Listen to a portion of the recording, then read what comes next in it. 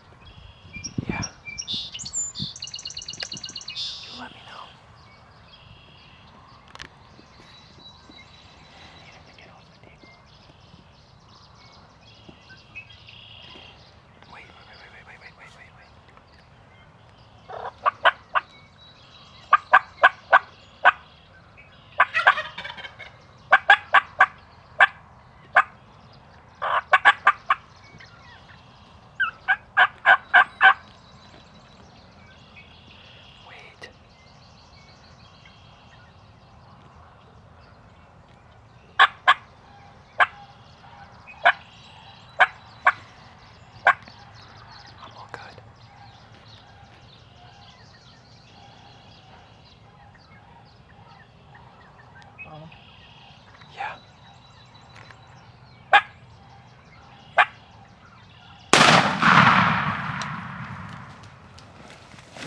Let's go. Let's fucking go. Dude, that was so sick. Dude, I got it on this one too.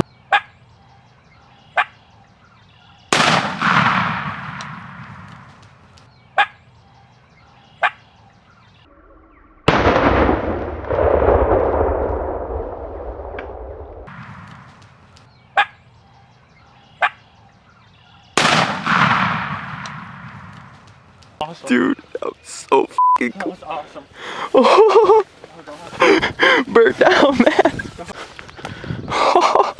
Dude, that couldn't have gone better. No, I couldn't. Dude, he came running in. Alright. We got him down. Yeah. Oh, we'll let him flop for a little bit.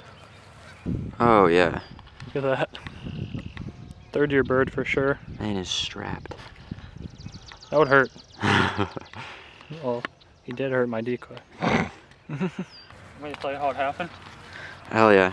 Alright, so this morning we were set up on this field back here. Yesterday I was doing some scouting and I saw 3 strutters out in this field, and really the only place they can roost in this is in this big woods over here, and I knew we could come up here and set up in the morning. There's a big bean field and then it goes up into a winter wheat field up in there, and I know they like to go strutting that winter wheat field in the morning, so I went back there with Carson this morning.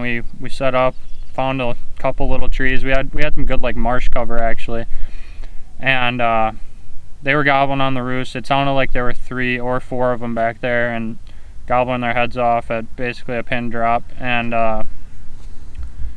yeah, we waited a while and eventually Carson and I weren't paying attention, and a hen marched out in the field and she was just feeding, she was preening. We got some good footage of that. And then after a while she kind of worked her way off out into the middle of the field, and it took a while. I was actually getting a sore butt from sitting there still so long. I think we both were. And then I looked back to my left again and there was a jake. Well, I wasn't sure if it was a jake at first because it kind of caught me off guard, and it came marching straight to the decoys, and it sat and beat the ever-living crap out of my my jake decoy for about probably, what do you say, 25 minutes? Oh, All of it. easily. Yeah, like 25 minutes. He was just sitting there pecking, spurring, anything you could imagine. Well, with what spurs he has. And so we got some good footage of that. And then while he was beating the crap out of my decoy, he did not give anything. He did not care that we were there, or you could probably stood up and walk to him and he wouldn't have cared. We were moving quite a bit. Yeah, we were moving because like while he was beating it, all of a sudden I hear a gobble in the distance again. Like the toms had worked off with hens the other direction off the roost. So, but they knew I was there, so I figured once they leave their hens, they're gonna come back looking for me. And that's kind of exactly what happened. Like we heard this gobble. I yelped at him. I heard the gobble in the distance again, so he started like getting a little closer, and he'd gobble on his own, and you could tell he was looking for us. So it's like every time he gobbled, I'd kind of reward him with a yelp, and that kind of gave him location of where I was. And it's crazy how they can pinpoint where you're at, and he basically came on a string. Every gobble was closer, and then he got to the field edge where he could see us. He strutted out a little bit, and all of a sudden he saw the jake decoy and the jake still by her hen, and came freaking full sprint straight to the decoy. And it's some really cool footage of him. The second he came in, he hopped up on that decoy and actually mounted it. I don't know, it was a jake decoy.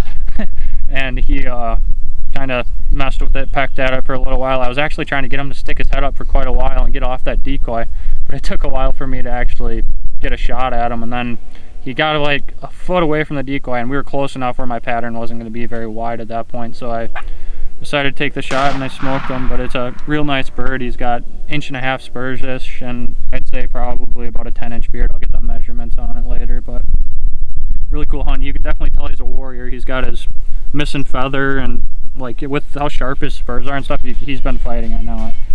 So yeah, pretty cool hunt, and I'm glad Carson could come along to film it.